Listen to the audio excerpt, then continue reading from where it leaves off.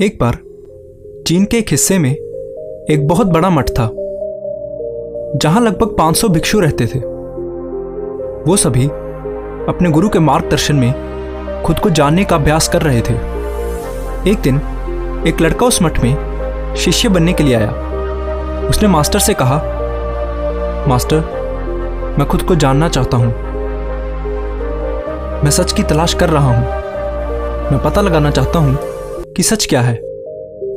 Master ने उसकी ओर देखा और कहा कि अगर तुम सच जानना चाहते हो तो तुम्हें अपना पूरा जीवन दांव पर लगाना होगा।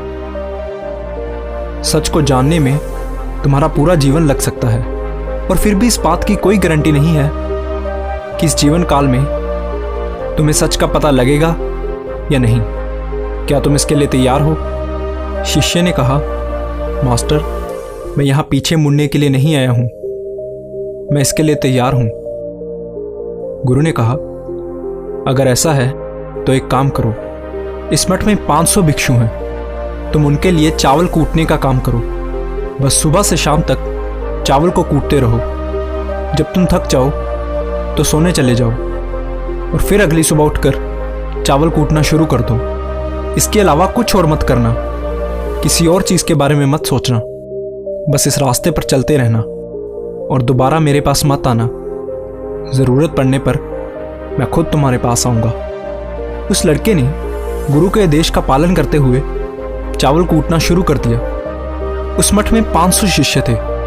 उन सभी को समय समय पर भोजन की आवश्यकता पड़ती थी, इसलिए वो सुबह बहुत जल्दी उठ जाता था और देर रात तक चावल कूटता रहता था। जब वो थक जाता तो उसी कमरे में सो जाता जहां वो चावल कूटता था। वो किसी से बात नहीं करता था और ना ही कोई उसके पास बात करने आता था। कुछ महीनों तक चावल कूटते हुए उसके मन में पुराने विचार आते रहे, लेकिन जब उन विचारों को कोई नया विषय नहीं मिला तो वो अपने आप ही मिट गए। धीरे धीरे उसके मन में विचार कम होने लगे। कुछ सालों के बाद तो वो अपना नाम तक भूल गया। वो हमेशा चुप रहता और विचारहीन अवस्था में बस चावल कूटता रहता। उसने ना तो कभी ध्यान किया था और ना ही कभी कोई शास्त्र पढ़ा था। मठ के बाकी शिष्य उसे मूर्ख समझते थे। ऐसा करते हुए 12 साल बीत गए। 12 साल बाद एक दिन मास्टर ने घोषणा की कि अब मेरा आखिरी समय आ रहा है और मुझे अपना उत्तराधिकारी चुनना है जो मेरे बाद इस मठ का मुखिया होगा। इसलिए मेरा कोई भी शिष्य जिसे लगता है कि उसे आत्म साक्षात्कार हो गया है और उसने खुद को जान लिया है, वो रात को मेरे दरवाजे के पास आकर इस दीवार पर कुछ पंक्तियां लिखे जिसमें उसकी जिंदगी का सारा अनुभव समाया हो। कई शिष्यों ने ऐसा करने के बारे में सोचा। मठ के प्रमुख शिष्यों में से एक ने वहां जाकर कुछ पंक्तियां लिखी। उसे बौद्ध धर्म ग्रंथों का बहुत ज्ञान था। सभी शिष्यों को लगता था कि वो इस मठ का उत्तराधिकारी बन सकता है। उसने लिखा था कि मन एक दर्पण की तरह है जिस पर विचारों और इच्छाओं की धूल जमा हो जाती है। इस धूल को हटाने के लिए ही ध्यान है। जिसकी धूल हट जाती है और मन का दर्पण साफ हो जाता है, वो मोक्ष को प्राप्त कर लेता है। अगली सुबह जब मास्टर उठे और उन्होंने इन पंक्तियों को देखा तो उन्हें बहुत गुस्सा आया और उन्होंने कहा कि किस बेवकूफ ने यह सब कचरा मेरी दीवार पर लिखा है। वो शिष्य जिसने ये लिखा था वो चुप रहा। हालांकि उसने जो पंक्तियां लिखी थी वो ज्ञान से भरी थी, लेकिन ये सब किताबी ज्ञान था। वो शिष्य बहुत चालाक था। उसने पंक्तियां लिखी लेकिन नीचे अपने हस्ताक्षर नहीं किए, क्योंकि वो स्वयं इसके बारे में निश्चित नहीं था कि ये सही है या नहीं। क्योंकि उसे आत्म साक्षात्कार नहीं हुआ था, गुरु ने इन पंक्तियों को पूरी तरह से खारिज कर दिया। ये देखकर सभी हैरान रह गए। ये घटना पूरे मठ में चर्चा का विषय बन गई। इस विषय पर बात करते हुए 2 शिष्य उस शिष्य के पास से गुजरे जो 12 साल पहले यहाँ आया था और दिन रात बस चावल कूटता रहता था। दोनों की चर्चा सुनकर वो धीरे से हंस पड़ा। दोनों शिष्यों ने उससे पूछा कि तुम क्यों हंस रहे हो? उन दोनों की नज़र में ये चावल कूटने वाला बहुत ही तुच्छ भिक्षु था। किसी ने भी उसे ना तो कभी ध्यान करते देखा था और ना ही कभी कोई शास्त्र पढ़ते। हर कोई उसे मूर्ख समझता था जो बस चावल कूटना ही जानता था। उस मठ में बहुत बड़े बड़े विद्वान थे लेकिन उस चावल कूटने वाले को किसी से कोई मतलब नहीं था, इसलिए वो दोनों शिष्य उसे मुस्कुराता हुआ देखकर चकित रह गए। उन्होंने फिर उससे पूछा कि तुम क्यों हंसे?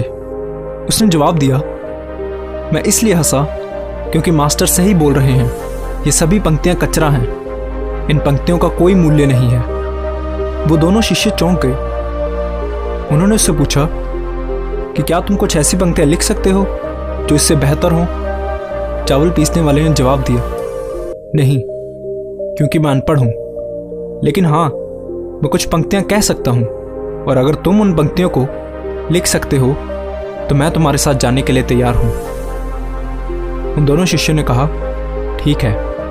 वो मास्टर के कमरे के पास गए और चावल कूटने वाले ने कुछ पंक्तियां बोली और दूसरे शिष्य ने उसे दीवार पर लिख दिया और उन पंक्तियों के नीचे लिख दिया, चावल कूटने वाला। उन्हें लगा कि मास्टर इस पर भी गुस्सा करेंगे। जो पंक्तियां उसने लिखने के लिए कहा था वो बहुत अद्भुत थी, और वो पंक्तियां थी, मन तो बस एक भ्रम है, ना तो मन है और ना ही मन का कोई दर्पण है, और जब मन ही नहीं है तो धूल कहाँ ठहरेगी। जो ये जानता है वो सच को जान गया है। जब गुरु ने इन पंक्तियों को देखा तो वो आधी रात को उठे और उस चावल कूटने वाले के पास गए। वो सो रहा था। मास्टर ने उसे जगाया और कहा कि ये लो, मेरी छड़ी और मेरे वस्त्र ले लो, आज से तुम मेरे उत्तराधिकारी हो, लेकिन अभी इस मठ को छोड़कर दूर चले जाओ, क्योंकि इस मठ में बहुत सारे विद्वान हैं जो खुद को तुमसे श्रेष्ठ मानते हैं। वो तुम्हें मार देंगे, क्योंकि वो इस बात को बर्दाश्त नहीं कर सकते कि एक साधारण सा चावल कूटने वाला उनसे ज़्यादा विद्वान निकला। तुम्हें वो सारा ज्ञान हो गया है जो मुझे है, और तुम्हें ये केवल चावल कूटते कूटते हुआ है। और मुझे पता है कि तुम जहाँ भी जाओगे लोग तुम्हारे पास आने लगेंगे, क्योंकि जब कोई फूल खिलता है तो उसकी महक हर तरफ फैलने लगती है। उसने अपने गुरु के पैर छुए और रात को ही वहां से चला गया। अगर हम अपनी जिंदगी में देखें तो पाएंगे कि बहुत से लोग सोचते हैं कि ध्यान केवल एक जगह बैठकर आंखें बंद कर कर ही किया जा सकता है, लेकिन हकीकत में ऐसा नहीं है। ध्यान तो चलते चलते भी किया जा सकता है, या अपना कुछ काम करते हुए भी ध्यान किया जा सकता है। असल में ध्यान का मतलब ये है कि आप जो भी काम कर रहे हैं उसे इतनी शिद्दत से करें कि आपको अपने शरीर का ख्याल भी ना रहे। बिल्कुल उस चावल पीसने वाले की तरह, जो चावल कूटने में इतना मगन हो गया कि उसे खुद का कुछ ख्याल ही नहीं रहा। चावल कूटते हुए ही उसने आत्म साक्षात्कार प्राप्त कर लिया। इसी तरह ज़ेन का अर्थ है हर समय वर्तमान में रहना और कुछ नहीं सोचना, क्योंकि मन तब तक ही है जब तक विचार है। जब विचार नहीं रहेंगे तो मन भी गायब हो जाएगा, और जब मन ही नहीं रहेगा तभी केवल तुम अपने आप को अच्छे से जान पाओगे। असल में हमें अपने वास्तविक स्वरूप को जानने के लिए कोई अन्य साधना करने की आवश्यकता नहीं है। हम जो कुछ भी कर रहे हैं बस उसमें हमें पूरी तरह से खो जाने की जरूरत है। अपने काम में इस कदर लीन हो जाओ कि आपका काम ही ध्यान बन जाए। धन्यवाद।